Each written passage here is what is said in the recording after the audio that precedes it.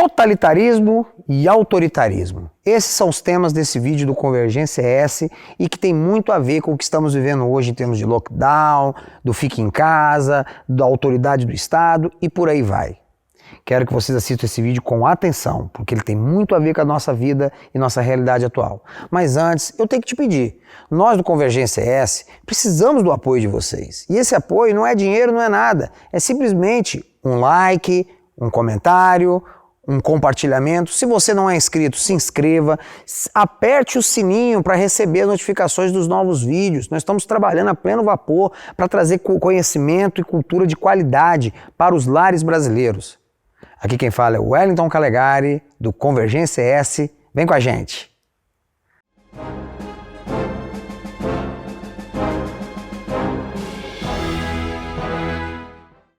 Olá, meus amigos.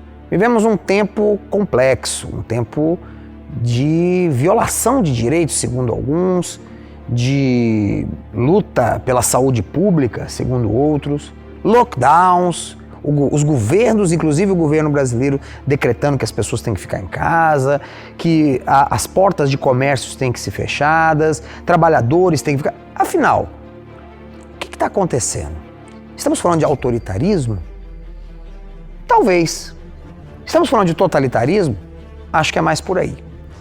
Vamos explicar esses dois conceitos e eu vou dar minha opinião também sobre isso.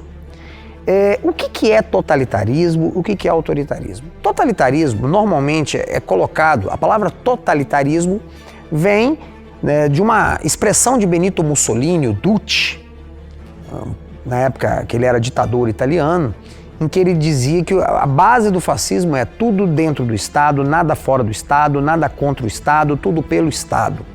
Então seria o Estado total. Totalitarismo seria isso.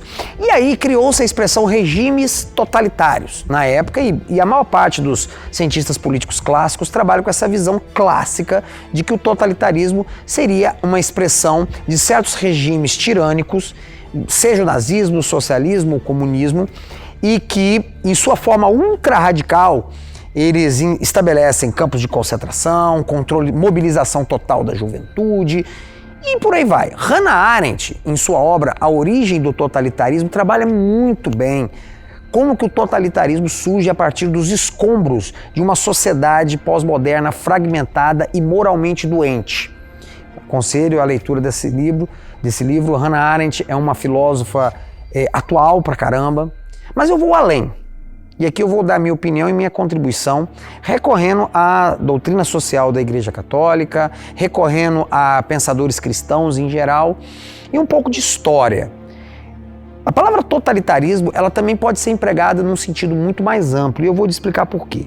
Se eu estou falando de uma ordem estatal total, que abrange a tudo e a todos, eu não preciso falar apenas de nazismo, comunismo, o stalinismo. Eu posso falar do próprio Estado moderno que aí está, o Estado liberal dito democrático. Ué, Calegari, mas como assim? Eu nunca li um professor me ensinou que o Estado liberal e democrático pode ser totalitário. Eu vou te dizer como. A palavra Estado significa várias coisas, mas em geral nós entendemos Estado como poder, a ordem política estabelecida, soberana em uma sociedade. E o homem começou a criar isso desde a origem dos tempos, das civilizações. Então você tem estados feudais, você teve estados semi-tribais, você tem os estados de irrigação do Oriente Médio, estados teocráticos também, como o estado dos faraós. Sempre uma ordem política que se estabelece por meio de determinadas justificativas, que se personifica seja num rei, em magistrados, enfim. Mas em toda a história, em todos os momentos da história, essa ordem política, representada seja por um príncipe, rei, magistrados, o que for, ela sempre foi contrabalançada por outros poderes. Raramente na história você viu essa ordem política se estabelecer de forma absoluta. Houve sim, por exemplo, no Império Romano, chegamos perto disso. O Estado pagão romano, já no período imperial, com culto a César e com tudo sendo submetido à ordem imperial, chegou bem perto desse ideal de um Estado total. Mas faltava para os romanos recursos econômicos, não foi à toa que houve a grande inflação de Diocleciano e a crise do modo de produção escravista, E também faltava recursos tecnológicos. Eles eram muito dependentes da mão de obra manual, né? Isso causava problemas. Não havia capacidade de domínio como se criou em outras eras. Na Idade Média, então, o Estado era totalmente fragmentado. Você pega o Estado europeu medieval, o Estado ali era representado pelo rei, mas o rei era colocado acima de uma série de estamentos ou ordens sociais. A igreja representava um poder paralelo e às vezes conflitante com o rei. As cidades, as comunas medievais, vocês podem ver aí N estudos como de Legoff e outros, Mark Bloch e vários outros historiadores que vão mostrar para vocês como que as comunas medievais gozavam de enorme independência. Tanto contra soberanos, igreja até o rei. Você podia sair de uma cidade para outra para fugir da justiça. Não havia uma uniformidade do direito. Os senhores feudais eram um dique à autoridade dos reis, então a ordem feudal é em grande parte uma desordem, porque você tem muitos poderes conflitantes e o rei tecnicamente acima de todos. Pois bem, a partir do século XIV começam a surgir os estados nacionais. E naquela época não tinha nada de nacional, eram simplesmente os reis que começam a hipertrofiar sua força. Eles começam a usar os recursos dos tributos cobrados do comércio, que estava ganhando força, o capitalismo em suas origens, usam esse dinheiro para pagar um funcionalismo público independente, ou melhor, dependente deles, mas independente da sociedade, uma força militar independente da sociedade, mas dependente deles, dos seus pagamentos, e começam então a subjugar as demais ordens, os demais poderes da sociedade. Chegamos ao absolutismo. Mas ainda não estava nem perto do que viria. Porque no século XVIII, com o iluminismo, surge o liberalismo. E o liberalismo, muitos acham que a ideologia é bacana porque defende as liberdades individuais. Calma lá. Na verdade, o que o liberalismo traz é uma nova concepção de mundo em que você, indivíduo, é independente de tudo. Nossa, que bacana, liberdade absoluta. Sim, você não presta mais contas a Deus, você não presta mais contas à família, você não presta mais contas a ninguém, com exceção do Estado. Essa é a grande contradição do liberalismo clássico, que muitos liberais não aceitam, mas que é a verdade. Eles libertaram Locke, Rousseau, todo mundo libertou o homem intelectualmente de todas as amarras morais políticas, menos da amarra do Estado. O Estado foi feito uma limpa dos poderes. Mas o poder do Estado, como aquele que deveria proteger o indivíduo, foi mantido. Ah, Cagar, mas algum poder tinha que ser mantido? Sim, mas quando esse poder estatal é mantido, hipertrofiado, alimentado por tributos, e os demais poderes são aniquilados porque são considerados irracionais, são considerados contraditórios, são considerados absurdos, o que você tem?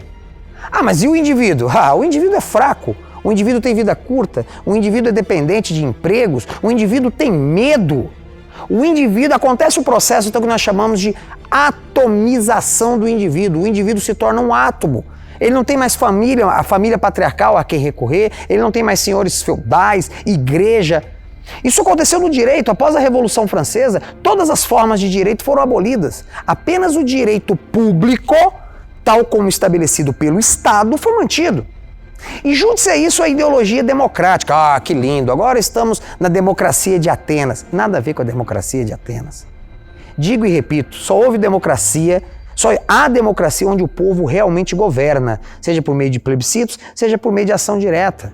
Tirando alguns cantões suíços e a Atenas da antiguidade, você não tem democracia. Ah, mas é uma democracia representativa. De tantos em tantos anos elegemos os cidadãos que nos governam. Você disse tudo. De tantos em tantos anos elegemos quem realmente tem poder. E nesse lockdown isso ficou claro. Políticos que você elegeu, que ontem estavam na rua humildes pedindo seu voto, implorando tal, hoje ainda tem poder absoluto. O Estado é a única fonte de poder. E se você assume as rédeas do Estado, você tem o poder absoluto. A partir da Revolução Francesa e da aniquilação de todas as formas concorrentes de poder, a partir do momento em que se endeusou a democracia, dizendo que não, o Estado moderno é a expressão da vontade do povo, então suas ordens, como dizia Rousseau, têm que ser obedecidas. Rousseau chegou ao ponto de dizer, se o povo define que você tem que morrer, você tem que morrer. O que é o direito natural? O que é as convenções sociais? O que são as tradições? O que são as religiões diante de um Estado que representa a vontade do povo, supostamente? Só que a vontade do povo representada de 2 em 2 anos, de 4 em 4 anos, de 5 em 5 anos. Estamos diante, então, do Leviatã moderno, um Estado mais absoluto, mais totalitário do que jamais houve em toda a história. Até porque esse Estado conta com os meios tecnológicos que nunca houveram na história.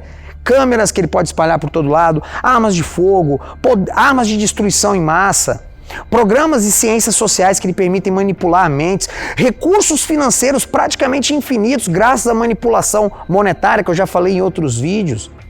O Estado moderno se transformou num monstro. Calegari, você é um anarquista de forma alguma. É como eu disse, a ordem política sempre existirá, porque sempre existirá o poder. O que o Estado moderno fez, entretanto, foi aniquilar todas as outras formas de poder. O poder da família, que continua sendo esmagada, o poder das igrejas, o poder da religião. E agora chegamos ao ponto do Estado dizer quando que vai ser Sexta-feira Santa, quando que vai ser o feriado de Páscoa, quando que vai ser isso, quando que vai ser aquilo. Do Estado poder fechar templos e dizer que quando você pode orar e quando você não pode. Mas é para o nosso bem, é baseado em quê? Em determinadas teorias científicas que dizem que o lockdown resolve o problema do coronavírus. Teorias que são contestadas por outros teóricos.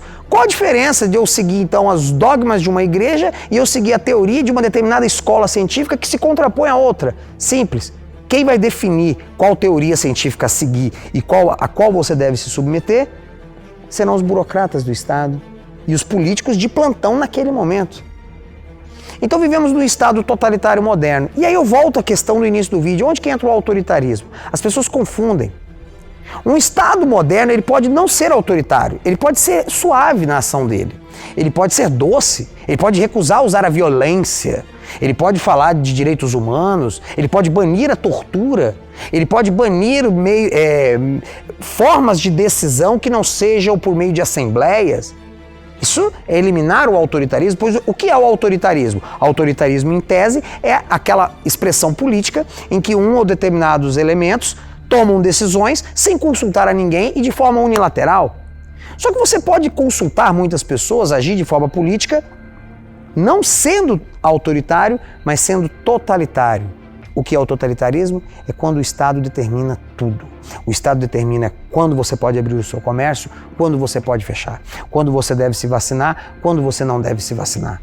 De que forma você pode educar o seu filho e de que forma você não pode. Quais valores você pode ensinar ao seu filho e quais você não pode. E contra esse poder do Estado, nada pode se contrapor.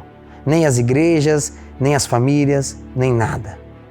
Então, antes de ficar apontando o dedo, aqueles estados são totalitários, aquele não é totalitário, entenda uma coisa. O Estado moderno, em geral, é essencialmente totalitário. Os únicos estados que conseguem diminuir, os únicos países que conseguiram diminuir ou mitigar essa essência totalitária do Estado são aqueles em que o poder é de alguma forma descentralizado ao máximo. Estou falando da Federação Helvética, Suíça, em boa parte a Austrália, alguns países britânicos, de cultura britânica, e até pouco tempo atrás os Estados Unidos, onde a autonomia dos condados, dos estados, das associações independentes conseguia se contrapor a esse poder central. Mas hoje, com o crescimento gigantesco da máquina pública federal dos Estados Unidos, mesmo lá, a liberdade está sendo esmagada pelo totalitarismo que faz parte do DNA do Estado totalitário. Continuando a cultura e os valores desse jeito, hoje ou amanhã o Estado tenderá a absorver tudo e todos. Aqui quem fala é o Wellington Calegari, do Convergência S.